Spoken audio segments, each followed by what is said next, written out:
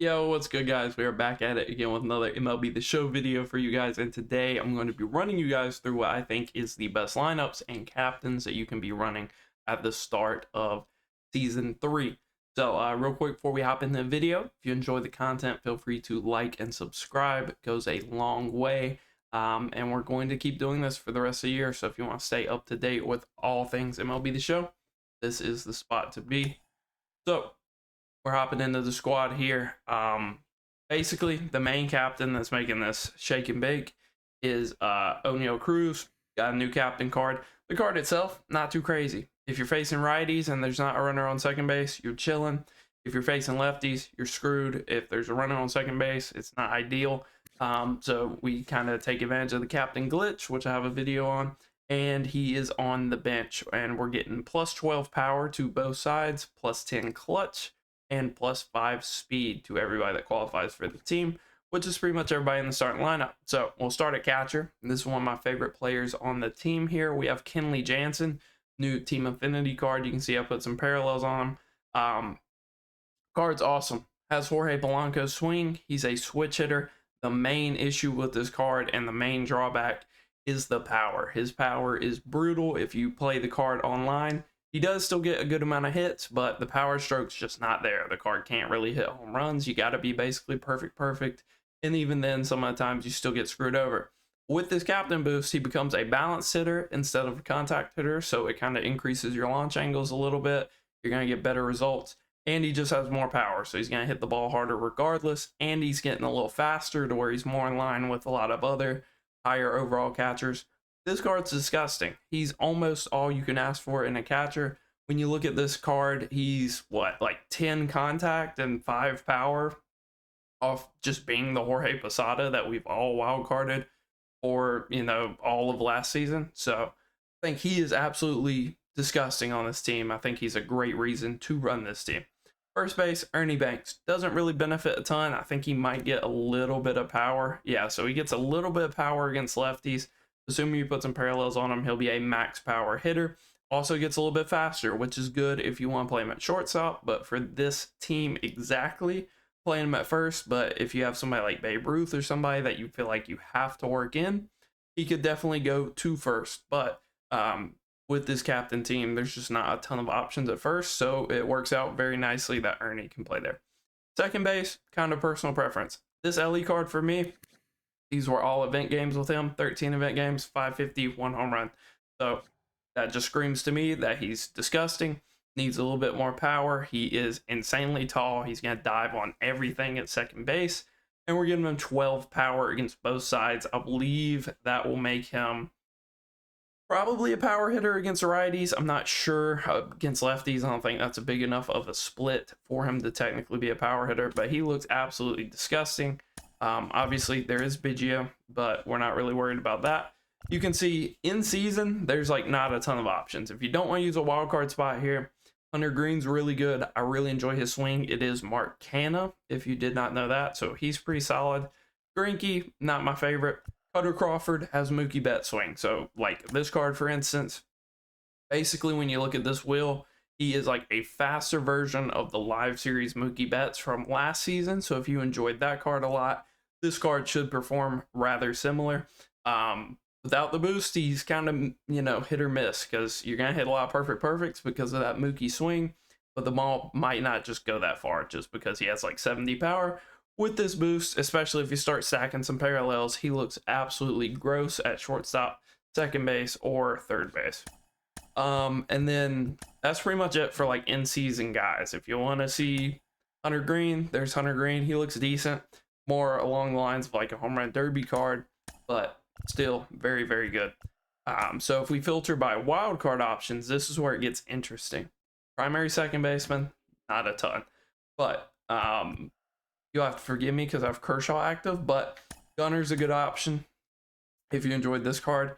To me, that wheel's too similar to Hunter Green's to justify using a wildcard option, but if you enjoyed that card, he is an awesome option there.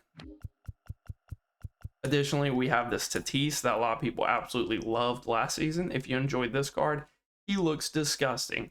Becomes a max speed player, pretty much a max clutch player, high contact player, high power player against righties, decent enough against lefties. Card looks absolutely nasty. Other than that, other candidates may include Ellie, pretty much. I'd probably do Ellie. I probably wouldn't touch any of these other guys. So for me personally, I prefer Ellie. The switch hitting ability is invaluable. I feel like those contacts aren't in too bad of a spot to start this season, as long as you're not seeing like Randy Johnson or something. Should be fine with those type of contacts. Really good power numbers and just a freak athlete at second base. Shortstop, I have Jimmy Rollins. The main complaint we've had with Rollins for the last, through season 1 and last season, if you wild carded him, was the power. He had good quirks, he had a good swing, he's a switch hitter, he's fast, he plays decent defense. But sometimes you'd hit some perfect outs or some really good swings that just didn't get good results.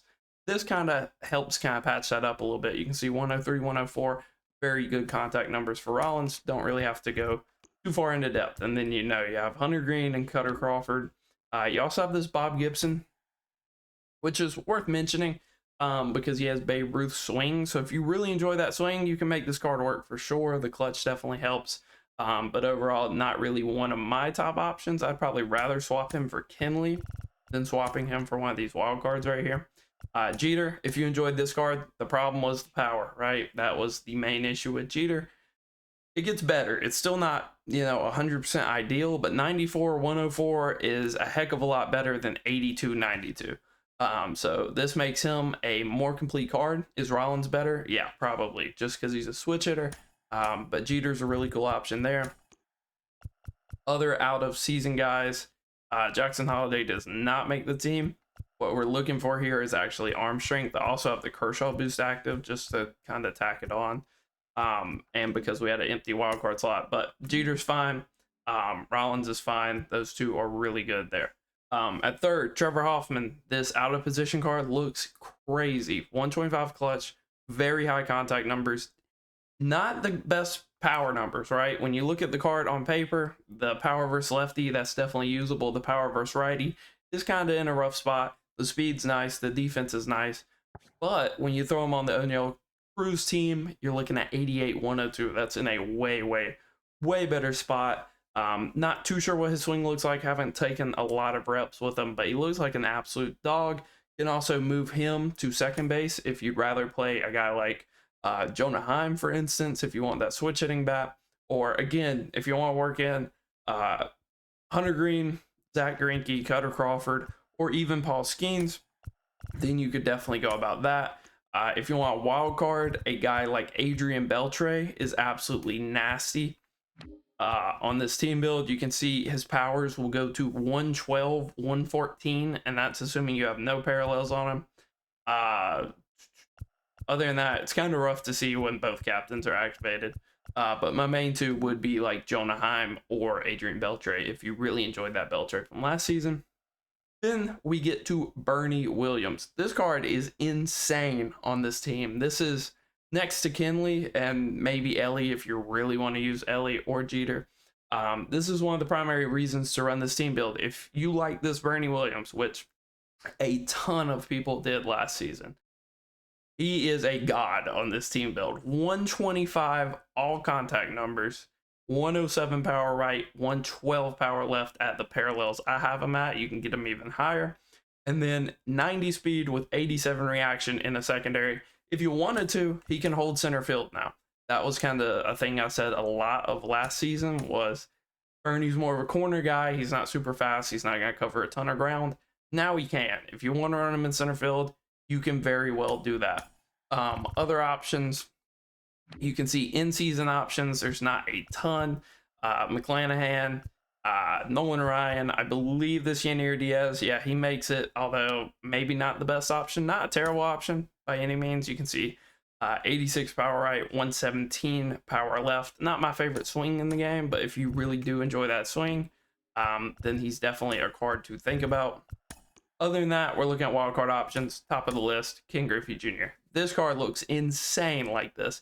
The only downside of Griffey on this team is, other than having to hit lefty-lefty, obviously, which isn't the most fun thing in the world, Is the contact left, the speed gets in a way better spot. The reaction is not boosted, but still good for a left fielder. If you want to run him in center, again, you can. He's not even as fast as Bernie, though, so I'd probably stick to Bernie. But max clutch, max contact against righties, a little shaky against lefties, max power, good vision, great fielder. Not a whole lot to not like about Griffey. I think I prefer Bernie just for the switch hitting ability, but you know, Griffey is Griffey and he's going to Griffey, if you know what I'm saying. That's just kind of how he is. Other than that, other wildcard options for the outfield. Ryan Ludwig makes it. If you enjoyed that card, probably not, in my opinion, somebody worth using it on. Larry Walker makes it. If you really enjoyed that card, Renfro, obviously, but the contact numbers aren't the greatest. Aaron Duran misses out. Tatis could also play the outfield if you wanted to. Willie Mays, on paper, looks insane on this O'Neill Cruz team. But we all kind of know how Willie goes, so it just kind of depends on what you like if you like his swing enough or not. Juan Soto makes this team. Doesn't benefit a ton. Just because he already has really high power numbers. He gets a little bit faster, so he's a little more playable in the field. And his power versus lefty jumps up a decent amount, but not anything insane. You know, for my money, I'd rather have Griffey. Judge makes the team, doesn't really benefit. Gets a little bit faster, so he won't be as bad on defense. Doyle makes it, doesn't really benefit. This Stanton makes it, again, doesn't really benefit. So a lot of these guys from last season kind of already are max power guys, and they're just kind of needing a little more contact. Here is an interesting one. This Mike Trout makes it. Again, he kind of needs contact more than the power, but you cannot go wrong with a power hitting Mike Trout card. That sounds insane on paper. And then, you know, I'm not going to sit here and go through all these 95s because, you know, why use them for the most part? In center field, we have the new Michael Lorenzen. This card looks nasty on this team. Again, kind of similar to Hunter Green, another Reds card. More of like a derby type of hitter where he's extreme power focused, max out power, lower contact than you'd probably like, but the clutch kind of offsets that. 92 speed, 91 reaction, and he's tall in center field. He's going to play an immaculate center field. Probably not on like the level of Brenton Doyle or Jarren Duran, but to a similar degree. And then right field, this is what we've been grinding for. Hank Aaron makes this team. Doesn't benefit a whole lot. He gets 10 power against righties, and he gets a little bit faster. But just, you know, makes an already insane card just that much better, and he looks nasty.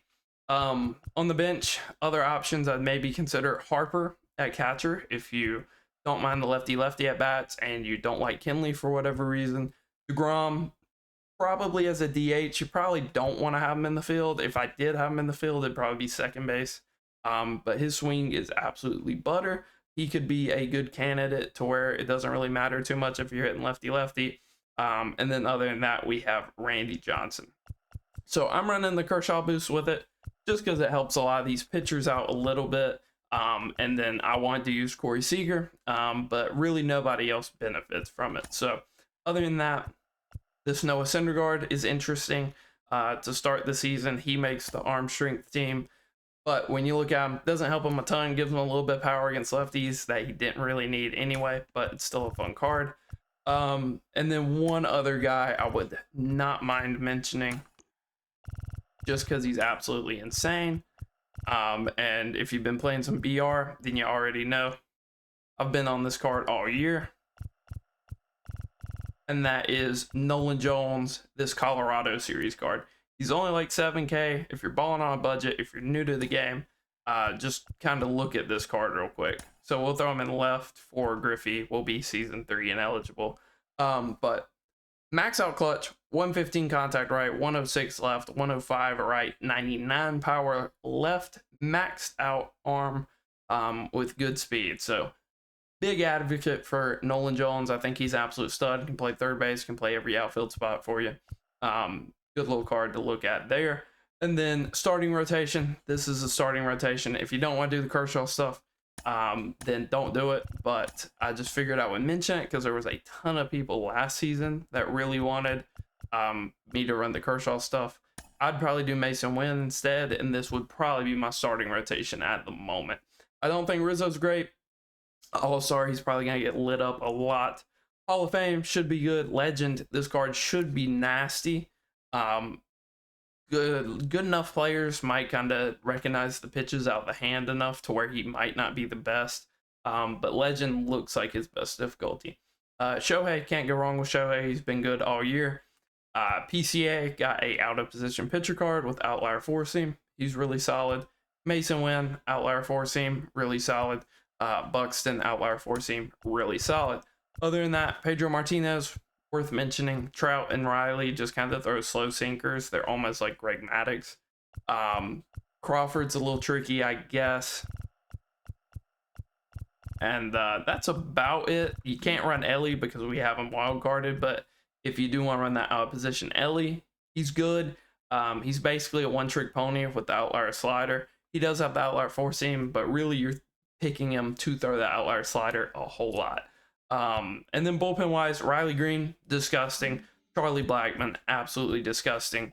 Two of the best lefties we've gotten all year. That's why I'm kind of very low at the moment on having a bunch of lefties in your lineup, because you're almost guaranteeing yourself that you're going to go from Randy Johnson to Riley Green to Charlie Blackmon, and that lefty might go 1 for 3 if they're lucky that game. So that's kind of brutal. We also have Mark McGwire. Does not have outlier, does throw a really hard slider though, so that's fairly decent. Trevino, basically the same as Lou Trevino, except he throws a screwball, so that's an interesting card there. Diekman, gonna be very hit or miss with the 52 walks, but just an absolutely filthy guy, almost like a Chris Sale out the bullpen kind of. Cronenworth, not my favorite card in the world. I have him on here because he makes the Kershaw team. Other than that, you're looking like Adam Dunn, maybe Andrew Miller, maybe Mason Miller. For me, it would probably be Daniel Bard, just because he's been solid all year. He's still solid. Still throws one of the better outlier sinkers of the year. Manny Machado, and then the new Mo card, absolutely disgusting. Reliever here. Does not have the best speed differentials. Might struggle a decent amount on All-Star, but once you hit Hall of Fame, Legend, he should be absolutely nasty. And yeah, so that's it for O'Neal Cruz. I think it's worth kind of mentioning just the best overall team, where I just kind of take like the highest overalls from this season and throw them in the team. Obviously, a bunch of wildcard options. You'd probably prefer to have Babe Ruth over like Corey Seager. And then maybe you would want to use like some wild cards on like first base because it's kind of weak, or maybe you'd want a wild card DH. If you're just curious what wild cards I would probably do, I'll run through them real quick. We don't have a captain on here. For me, third base, obviously Chipper Jones, he has to play. Potentially the best hitter in the game. Center field, probably don't want to run this out of position Trout, to be 100% honest. He's definitely capable. Kind of using that like Rollins theory.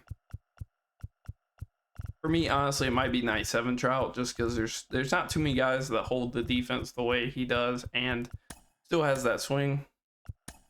And then you got two more. I think Hank Aaron plays for sure.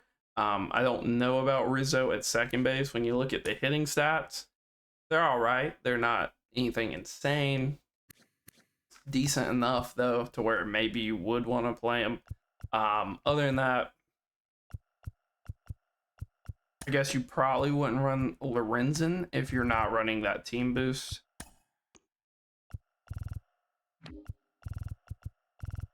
I think it's just going to be the usual suspects, honestly. Probably that like season awards Mookie, and then like Del Marte at second base probably. Or even, you know, if you want to spice it up, Eduardo Escobar was a really good card all year. This Lindor from last season was really good as well. So that's probably what I would do if you just told me to run the highest overall team. Other than that, I have a Corbin Carroll team. It's just not the greatest at this point in time. I think as the season develops and we get more and more cards, it could potentially become the best team, especially on higher difficulties where you need a boost to your contact. But as of right now, this is kind of what it looks like. Cutter Crawford looks really good, really low power, not the best quirks. Biggio doesn't really benefit. Willie Mays honestly looks pretty good at first base. It's just a matter of like how well you get along with his swing. It's not my favorite swing in the world. Hoffman does have those power issues that we pointed out on the other team, but he is a max clutch guy. Trout, I believe, is getting 12 contact each side or 10, something like that. So, you know, he's right around 100 in every hitting stat, which is fine. Chipper wild card. Nico Goodrum, again, more like Trout, where the contact kind of struggles a little bit. Byron Buxton would be my pick in center field if you want one of these guys to wild card. Brenton Doyle's cool. I just did not have a lot of fun with him in ranked. 13 games, 188 average. Some people did quit on home runs from him, but overall, just not the best for me. Jaron Duran, can't go wrong with him. It's just the fact that you might have to hit lefty-lefty a good amount. And then Tim Raines also worth mentioning there. But yeah, guys, that's going to be it. That's why I believe the best lineups are, and more specifically, the best captain, because I think this O'Neal Cruz team is so slept on right now. I think more people are going to, you know, come to start running this team. But I think we're not ahead of the meta, but I think we're kind of setting the meta here. Another card really worth mentioning that I do want to mention before we end is Adley Rutschman. If you do have that Rutschman card, I believe he was like 600k at the end of last season. He is, I believe, 400 now, 450, probably going to rise after this. If you look at this card, he looks insane with the arm accuracy boost. You're talking 12 power right, 107 power right, and then 113 power left from a switch hitting catcher with already good contact, good clutch, already has good speed. He's going to get even faster with that boost. So you have the Adley card. Also kind of takes his O'Neal Cruz team to the next level. Till next time, guys.